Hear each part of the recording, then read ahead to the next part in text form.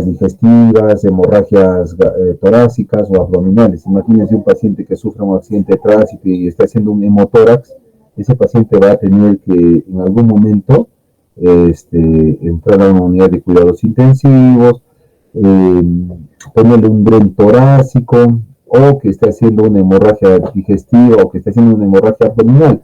No sé, pues que se rompió el hígado, se rompió el vaso, o hay alguna rotura de algún órgano interno que puede producir un sangrado. Por eso es importante el conocimiento de estas situaciones, porque estas pueden producir, terminar en un riesgo inminente de muerte o neumotórax.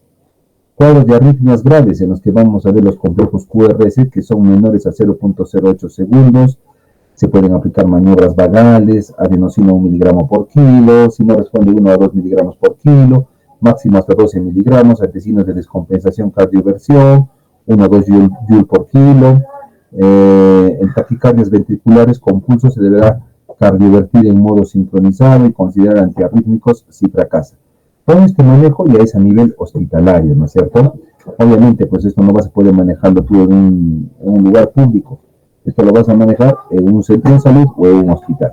¿Qué es lo que ustedes tienen que hacer, por ejemplo, cuando estén en un centro de salud, estén en su policlínico y estén ante un paciente con una parada cardíaca? Primero, monitorizar al paciente, ¿no? O sea, ver funciones vitales, frecuencia cardíaca, frecuencia respiratoria, saturación, estado distensorio, Glasgow, etc. Y lo otro es ver, ¿no?, si el paciente de repente puede recuperar con volúmenes, bolos, sueros glucosados, o vasopresores, o enotrópicos, algo más que pueden necesitar hasta que lo derives a un hospital de mayor complejidad para un tratamiento más efectivo.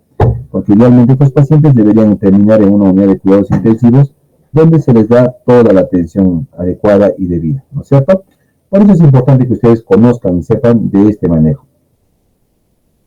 La parada cardíaca en pediatría es más común en pediatría, es la de origen respiratorio, que es una parada cardíaca progresiva, como les decía. Para que el niño no haga una parada cardíaca respiratoria es porque el niño ya ha estado mal mucho tiempo, quizás varias horas o varios días. Y empieza desde cuadros sencillos, ¿no?, como infecciones respiratorias altas, bajas, obstrucciones respiratorias, dificultad respiratoria, desaturaciones, posteriormente utilización de musculatura respiratoria, tirajes, subcostales, intercostales, entre otras, etc.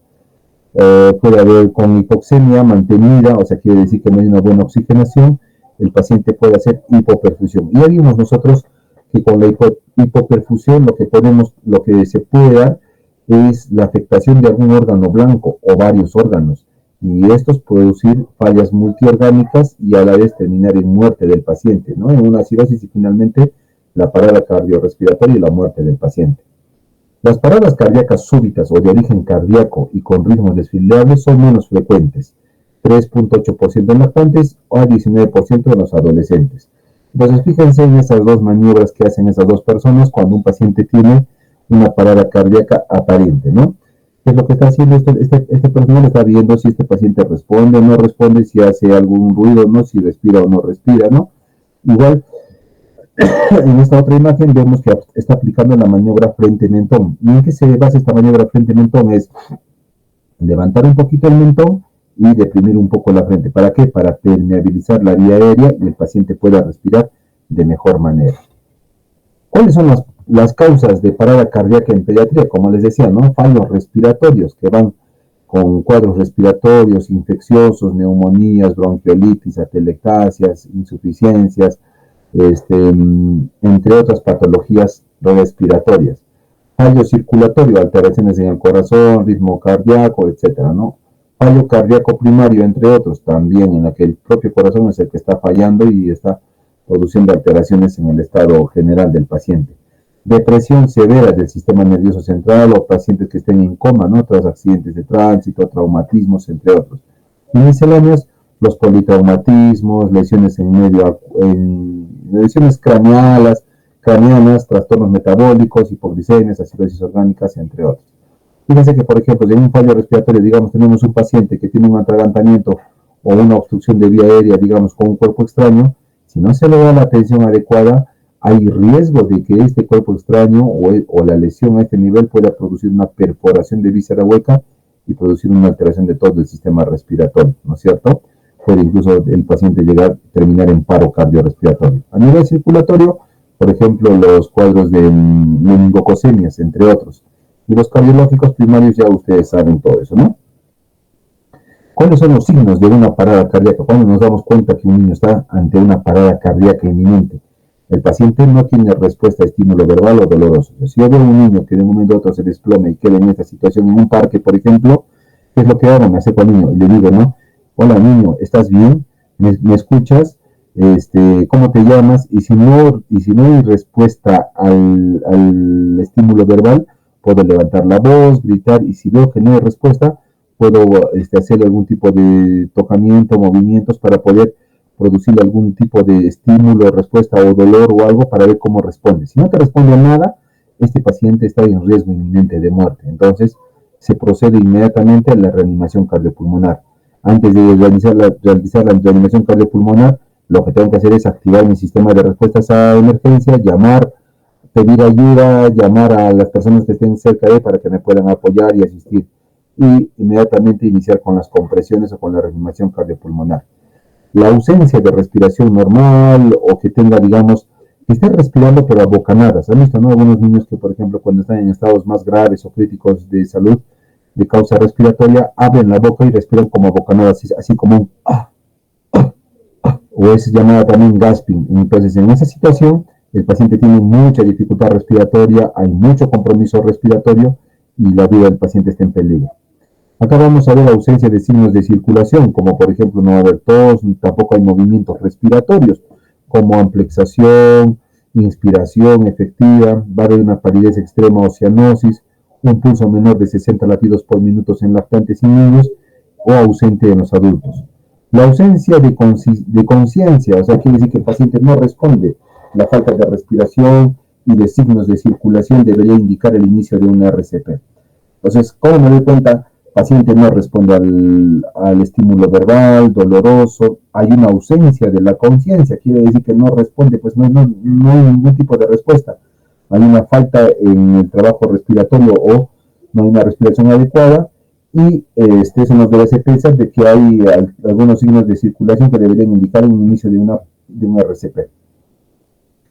¿Cuándo está la aproximación a una parada cardíaca?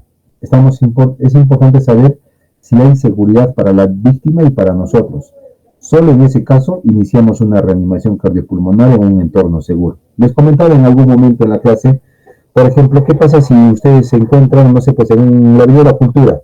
Ya está, en cualquier parte de la Avenida de la Cultura no hay un intenso movimiento de carros o tráfico, ¿no? De carros, y ustedes ven un accidente y como médicos ustedes quieren dar algún tipo de ayuda o atención y empiezan a hacer una reanimación cardiopulmonar en medio de la pista.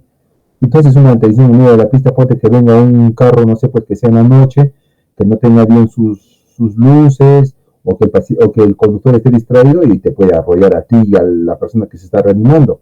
Por eso es importante saber en qué situación estamos. Si es una situación en la que nuestra vida está en riesgo, no le debes dar ahí la reanimación. Tienes que buscar un espacio seguro para iniciar una reanimación cardiopulmonar. Por eso es importante buscar un entorno seguro, ¿me entienden? Por eso es importante. Luego, estamos ante una parada cardiorrespiratoria, debemos de preguntarnos siempre y decir de qué tipo es esta parada cardiorrespiratoria. Entonces, para que yo me dé cuenta si estamos o no ante una parada cardiorrespiratoria, tengo que estimular pues al paciente. Veo, ¿no? Una estimulación verbal, hay dolor, veo su patrón respiratorio, pulso, etcétera. Veo que el paciente no responde a nada, estoy ante una parada cardiorrespiratoria. Ahora, las paradas cardiorrespiratorias pueden tener pues, diferentes tipos, puede ser un tipo respiratorio, circulatorio o ambos, o es una parada cardiorrespiratoria súbita. ¿Es un paciente que ha sufrido un traumatismo, un accidente de tránsito o es que simplemente se ha desplomado de un momento a otro? ¿Qué edad tiene la víctima? Por eso es importante también saber la edad y cuántos intervinientes somos y en qué ámbito estamos. Es diferente realizar una reanimación cardiopulmonar, por ejemplo, en un hospital donde tienes una sala de trauma shock, personal capacitado, enfermeras capacitadas, personal médico capacitado. En aquí le va a ayudar al paciente a que pueda salir pues, de ante cualquier situación que pueda producir algún riesgo su vida, ¿no es cierto? Por ejemplo, en el ámbito no sanitario, como les decía, por ejemplo, en una institución educativa, en un colegio, en un parque o en la calle, ¿ya? Hacer un soporte vital básico individual, dice, ¿no? Con 30 compresiones y 2 ventilaciones. Entonces, ¿qué recomienda? Hacer 30 compresiones y darle 2 ventilaciones boca a boca, ¿no? Cambiando de reanimador cada 2 minutos. Parece tener mejores resultados. Siempre recuerden que cuando uno hace una reanimación, por ejemplo, debería haber una persona que hace las compresiones y otra que da las ventilaciones. ¿Qué pasa si estoy solito y doy compresiones y ventilaciones? Probablemente puedo hacerlas bien, no sé, por unos 3 a 5 minutos, pero después ya no voy a poder hacer buenas compresiones ni buenas ventilaciones porque me he cansado, porque estoy agotado. No se da una compresión de calidad o una reanimación cardiopulmonar de calidad y el paciente tiene menos chance de vivir, o sea, va a comprometer su pronóstico, ¿no es cierto? En cambio, si somos 2 o más personas, hay más posibilidades de que yo pueda intercambiar, porque ¿cuál es la sugerencia? Es que el que está comprimiendo por lo menos 2 minutos, luego pasa 2 minutos a ventilar. El que está ventilando pasa a comprimir y el que comprime pasa a ventilar. Cada 2 minutos se va rotando. ¿Para qué? Para que esto se pueda hacer sobrellevadero y se hagan las maniobras de calidad. Ahora, en centros de salud o plantas de hospitalización aplicaríamos el soporte vital avanzado, ligeramente avanzado, ¿no? Como oxigenoterapia, vía aérea, instrumentalizada, desfibrilación automatizada y un acceso vascular de urgencias adecuado a 3 reanimadores. Por ejemplo, ustedes cuando están en un centro de salud, mínimo la enfermera es la que va a poner la vía, el técnico te va a ayudar a traer, digamos, lo que sean los insumos, y ustedes se van a encargar de comprimir u otra persona de ventilar. Y en esa situación ya estamos ante 3 reanimadores básicos que podrían favorecer mejor la expectativa. Ahora, lo otro es una reanimación en una sala de UCI, así como la que ven acá en la figura. Obviamente, en estos servicios va a haber un transporte de emergencias que se va a realizar un soporte vital de avanzado, no intermedio, sino avanzado pediátrico, añadiendo desfibrilación, manejo de vía aérea, ventilación mecánica, ideal acá 4 reanimadores mínimamente. De los 4 reanimadores, 2 son los que hacen la ventilación y las compresiones, ¿no es cierto? El tercero sería el que pone acceso venoso, vía, drogas, y el cuarto es el que debería monitorizar todo el RCP que se lleve de una forma adecuada. Entonces, en el soporte vital básico, cuando estamos, por ejemplo, en una situación que no es hospitalaria, o para profesionales no sanitarios que cuidan niños, ya sean socorristas, profesores, guarderías, etcétera, la recomendación es iniciar la reanimación cardiopulmonar con 5 ventilaciones de rescate y pedir ayuda al minuto, si estamos solos, y se hace la secuencia ABC sin evidencia clara que la secuencia CAB sea mejor. Obviamente nosotros siempre vamos a preferir esta secuencia CAB, que son las compresiones. Entonces, si estamos en un ambiente no hospitalario, vemos que el paciente no responde, grito, pido ayuda, llamo a personas para que me puedan apoyar, abro la vía aérea. ¿Cómo abro la vía aérea? Con la maniobra frente-mentón, hiperextendiendo el cuello. Veo que el paciente no respira normalmente, entonces hago 5 respiraciones de rescate, pido ayuda, veo que no hay signos de vida, inmediatamente las compresiones torácicas, ¿no? Y van a hacer esta secuencia de 15-2. 15 compresiones, 2 ventilaciones. 15 compresiones y 2 ventilaciones, ¿no? Un minuto de RCP, llamas al número de emergencias o al equipo que te puede apoyar o socorrer. En las compresiones torácicas es importante tener en cuenta primero la edad del niño. Fíjense, en este caso de un lactante pequeño, las compresiones se pueden hacer con las 2 manos, con los pulgares, haciendo compresiones, o podría ser, si bebés más pequeños, solo con un solo dedo también se puede hacer compresiones. Si el niño es un poquito más grande, puedo hacer con la palma de la mano, y si es más grande, incluso hasta con las 2 manos puedo hacer las compresiones. Fíjense que básicamente lo que tenemos que buscar en las compresiones es, lo que estamos haciendo es disminuir el diámetro antero-posterior del tórax para que el corazón pueda bombear sangre y pueda llegar sangre al cerebro. Y con las ventilaciones lo que hago es oxigeno la parte pulmonar para que oxígeno pueda llegar hacia la parte del cerebro o los demás órganos que necesite. Entonces, la función que tienen las compresiones y las ventilaciones básicamente es la oxigenación de todo el cuerpo del paciente, ¿no es cierto? Cerebro, músculos, órganos, etc. Entonces, cuando las compresiones que yo hago es como que el corazón estuviera latiendo porque estoy presionando al corazón. Y con las ventilaciones que hago es como que el paciente estaría respirando para que haga el intercambio oxígeno y CO2, ¿no es cierto? Cuando el lactante es pequeño podemos usar este tipo de compresiones, fíjense, con 2 dedos, ¿ya? Y básicamente estas compresiones es a la mitad inferior del esternón. Entonces lo que hacemos es, el esternón lo dividimos en dos en la mitad inferior. O si no, hacemos una línea imaginaria intermanular y un poquito más abajo hago las compresiones. ¿Por qué no hago las compresiones en esta apófisis sifoides? Porque esta apófisis sifoides que está acá, que es parte del esternón, es un cartílago. Y a veces cuando yo hago las compresiones acá, lo que puedo hacer es fracturar esta apófisis y producir más daño al paciente, no sé, un neumotórax, un hemotórax, un derrame pericárdico, etcétera. Por eso es importante que las compresiones sean a ese nivel más o menos, ¿no? Ahora, fíjense, cuando hacemos las compresiones, lo que hacemos es que la compresión se haga con el talón de la mano. Yo no hago las compresiones ni con la palma ni con el pulpejo de los dedos, sino con el talón de la mano.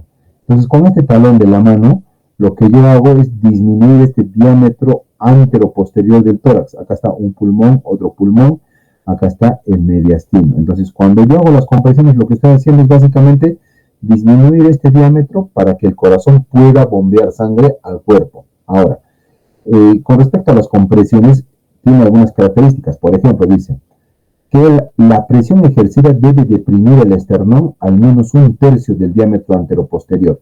Si yo hago con mucha presión, puedo fracturar costillas y dañar órganos internos. Si hago con poca presión, lo que hago básicamente es no estoy estimulando la contracción muscular del corazón y por ende no va a haber un flujo adecuado sanguíneo. Entonces se recomienda más o menos hacer presión hasta disminuir 1/3 del diámetro anteroposterior del tórax o más o menos 4 centímetros en lactantes, 5 centímetros en niños y hasta 6 centímetros en adultos.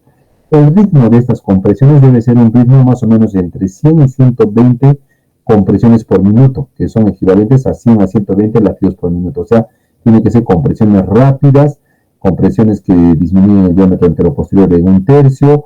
Nunca se retira la mano no debe separarse la mano del tórax del paciente y seguir a este ritmo. Y debe ser perpendicular a la línea horizontal. Es importante que cuando nosotros hacemos, por ejemplo, una reanimación cardiopulmonar, el paciente esté sobre una superficie dura. ¿Qué pasa si yo hago las compresiones en un paciente sobre una cama, digamos, sobre un colchón con resortes? Entonces, ¿qué va a pasar? El paciente se va a mover, ¿no es cierto? El colchón, el paciente se va a mover y nunca se va a poder hacer una buena reanimación. Por eso, fíjense ustedes que en las salas de hospitalizaciones y emergencia, las camas por lo general son duras. ¿Para qué? Para que se pueda dar ahí, en esa cama, las compresiones, pues, y sean más efectivas. ¿Me entienden? Por eso es importante, ¿ya? Esta es la posición, fíjense, el reanimador hace como una línea perpendicular entre la zona que va a comprimir y el piso, ¿no? Para poder hacer una compresión adecuada. La posición de las manos puede ser esta o esta, pero al final el apoyo va a ser solamente sobre el talón de la mano, ¿sí? Entonces, eso tiene que quedar claro, chicos. Ahora, en los lactantes realizamos las compresiones torácicas con 2 dedos, ¿no? Así como se muestra en la figura, perpendicularmente al tórax, siempre es perpendicular al tórax, o bien puede ser abrazando con 2 manos el tórax, apoyando sobre los pulgares, y las compresiones se hacen con los pulgares, dependiendo qué tan pequeño es el paciente. Esto van a ver más, por ejemplo, en pacientes de neonatología. A los neonatos les hacen reanimaciones con 2 dedos, o a veces con un solo dedo, si es muy pequeñito, con un dedo nomás hacen las reanimaciones.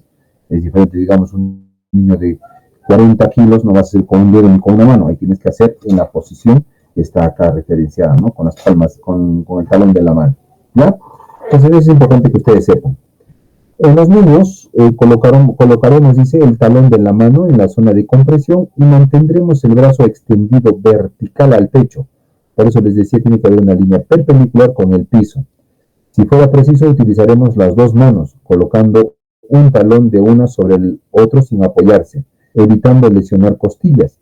Combinaremos compresiones con ventilaciones más o menos de 15 a 2 en lactantes o niños y 30 a 2 en adultos. Y cada 2 minutos se va cambiando, ¿no? Ahora, yo les puedo preguntar, ¿y qué pasa, por ejemplo, si este paciente ya tiene un dispositivo avanzado de permeabilidad de vía aérea, por ejemplo, un tubo endotraqueal? Si este paciente tuviera un tubo endotraqueal, las compresiones se hacen 100 a 120 compresiones por minuto y las ventilaciones deberían hacerse en promedio cada 2 o 3 segundos, o sea, en promedio 20 a 25 ventilaciones. Pero ya no estoy, digamos, cuando haces tú la compresión ventilación, por ejemplo, relación 15-2, ¿qué haces tú? El que comprime cuenta 15 veces, ¿no? 1, 2, 3, 4, 5, 6, 7, 8, 9, 10, 11, 12, 13, 14, 15. Se detiene y la persona que va a ventilar se acerca y le da 2 respiraciones con la boca. 1, 2. Y otra vez la persona que comprime vuelve a contar en voz alta. 1, 2, 3, 4, 5. Y así es. En cambio, cuando tenemos ya el tubo endotraqueal, la persona que comprime sigue comprimiendo, no se detienen las compresiones y las ventilaciones se hacen cada 2 o 3 segundos, ¿ya? Eso es importante. Es importante pedir ayuda, ¿no? Como les decía, un solo reanimador iniciará las maniobras de soporte vital básico manteniéndolas durante 1 minuto antes de la alerta.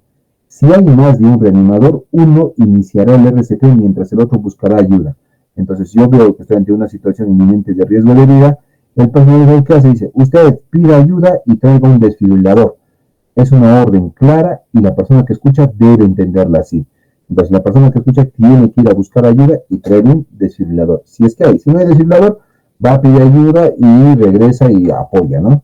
Esta es la maquinita, el desfibrilador. Se llama un DEA porque es un desfibrilador externo automatizado. Fíjense que esta maquinita, por ejemplo, tiene 2 parches, un parche amarillo y un parche rojo. El parche amarillo te dice, pon en la zona pectoral derecha. Y el parche rojo te dice, pon en la zona axilar izquierda. ¿Se dan cuenta? O sea, te dicen los dibujitos dónde ponerlo. Y los parches pueden variar de adultos que son grandes a niños que son más pequeños. Pero igual se pone un parche acá y el otro acá. Entonces, una vez que pones los 2 parches, tú prendes la máquina. ¡Prum! Nada más. Y la máquina te va a ir diciendo qué es lo que tienes que hacer, que tienes que monitorizar. Y si es un ritmo desfibrilable, te va a decir, se va a desfibrilar el paciente. ¿Me entiende? O sea, ya prácticamente la máquina hace las veces de monitoreo y reanimación y desfibrilación, pero no hace las veces de compresiones, porque las compresiones siempre las vamos a hacer nosotros. Es más, cuando una persona está en reanimación o se está haciendo las compresiones, no se debe dejar de hacer las compresiones para que venga otra persona y le ponga los parches. Los parches se ponen mientras el paciente está recibiendo la reanimación cardiopulmonar, no se detiene. Entonces vamos a ver qué dice acá. A la llegada de un desfibrilador, lo encenderemos y seguiremos las instrucciones. En mayores de 8 años o 25 kilos aplicamos el DEA con parches de adulto y entre 1 y 8 utilizaremos los DEAs preferiblemente con atenuadores o parches pediátricos, ¿no es cierto? En lactantes el uso del DEA es aceptable, preferiblemente con atenuadores. Minimizaremos las interrupciones de las compresiones torácicas, por eso les decía, no se detienen las compresiones torácicas para poner esos parches, sino se sigue haciendo las compresiones y se colocan los parches. Seguiremos siempre las indicaciones del DEA y dejaremos colocados los parches en el tórax hasta la llegada de ayuda y la indicación reiterada de descargas debe estimular a continuar con la reanimación cardiopulmonar. Entonces, lo más importante es decir, cuidado, se va a desfibrila y ustedes sigan con las reanimaciones hasta que venga personal de salud que los pueda apoyar.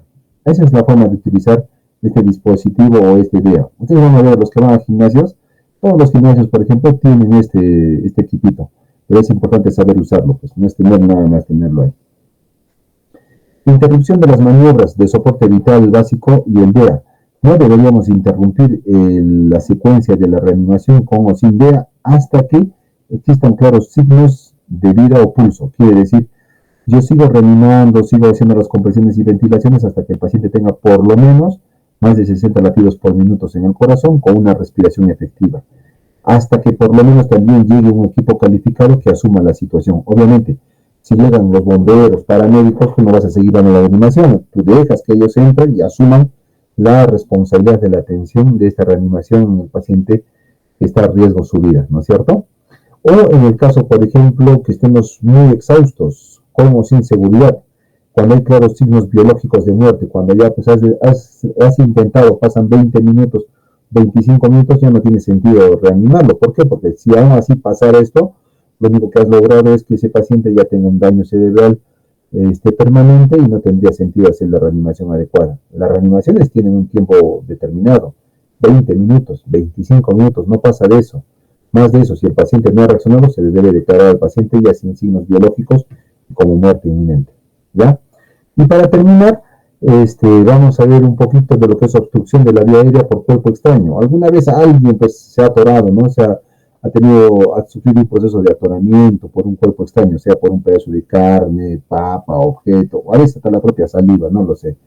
Entonces, ustedes van a ver que esta es la señal universal para el ahogamiento o atragantamiento. Entonces, una persona que se está atragantando, se está ahogando, se va a tomar el cuello con las dos manos. Y esa es una señal de que el paciente está en un estado de atragantamiento o ahogamiento. Esto pasa mucho en los niños, por ejemplo, niños que están comiendo y se atoran con una papa, ¿no? Entonces vamos a tener acá dos tipos de atragantamiento. Este atragantamiento severo, en el que va a haber una tos inefectiva y una tos efectiva. O sea, cuando nosotros o el niño se está atragantando con un cuerpo extraño, lo que va a hacer la persona por reflejo es tratar de toser. Entonces, cuando la tos es efectiva porque el paciente empieza a toser, debemos hacer dos cosas. Primero, ¿el paciente está inconsciente o está consciente? Si la tos es efectiva, pero el paciente está inconsciente, inmediatamente abrimos la vía aérea, quiere decir, hacemos maniobra frente-mentón y iniciamos la reanimación cardiopulmonar. Ahora vamos al otro escenario, en el que el paciente puede toser o tiene una tos inefectiva, quiere decir que el paciente no tose bien, no tiene tos inefectiva y el paciente está consciente. ¿Qué hacemos? Podemos dar 5 golpes en la espalda y hacemos 5 compresiones o de Heimlich, las maniobras de Heimlich, que son compresiones torácicas en los lactantes y abdominales en los niños. Ahorita les voy a explicar más básicamente cómo es este Heimlich. Entonces, en este caso, el paciente no puede toser, está consciente, le doy sus golpes en la espalda y hago las maniobras de Heimlich. Ahora, ¿qué pasa si el paciente sí puede toser o tiene una tos efectiva? Entonces, ¿qué hacemos? Le decimos al paciente, tranquilo, trata de respirar suavemente y trata de toser, o sea, animar a toser al paciente. Cuando nosotros le decimos al paciente, tose, ¿puedes toser? Te van a ver la cabeza en un signo de señal de afirmación. Entonces tú le dices, si puedes toser, toma un poquito de aire y trata de toser, porque al tratar de toser, uno va a expulsar de forma natural el cuerpo extraño que esté en la vía aérea, ¿ok? Por eso es importantísimo. Y si el paciente, por ejemplo, no puede toser, está con una tos inefectiva o está inconsciente, ya al toque inician el RCP. Nada más, eso sería todo con respecto a las maniobras de Heimlich y la parada cardiorrespiratoria, chicos. ¿Alguien tiene alguna pregunta, duda? ¿Es ahora el momento o nunca?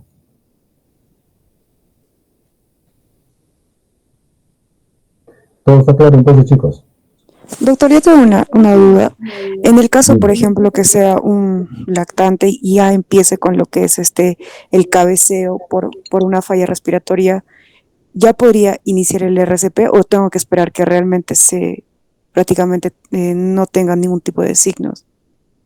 No, si el paciente ya está en una inminente parada cardiorrespiratoria, tienes que iniciar el RCP. Quiere decir hacer las compresiones y ventilaciones. Tú no puedes esperar que el paciente haga paro. Y tú ves que ya está en su fase de cabeceo, que hay mucha hipoxigenación, que está muy comprometido su estado general, se inicia con el RCP.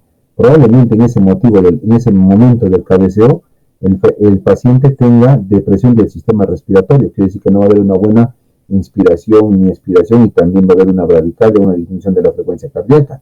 Entonces, en ese caso, se inicia la reanimación cardiopulmonar.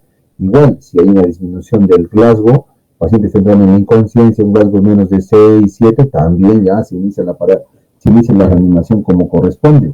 O sea, no podemos esperar a que el paciente pues se muera. Yo veo que hay signos inminentes de parada cardiorrespiratoria, tengo que empezar con la reanimación cardiopulmonar.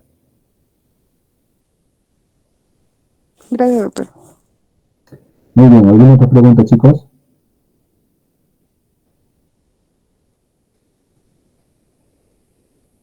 Ya.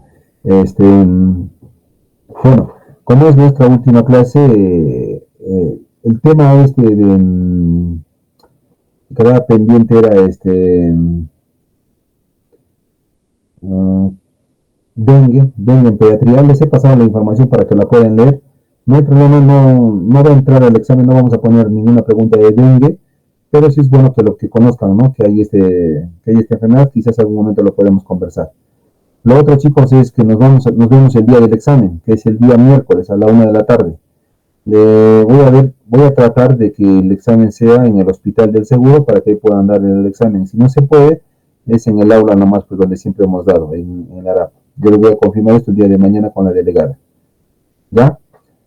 Muy bien, entonces nos vemos el día miércoles. Te paso las diapositivas para que la compartas con tus compañeros. Ya, doctor, gracias. Ya, chao chicos, cuídense. Hasta luego, doctor. Hasta luego, Gracias, doctor.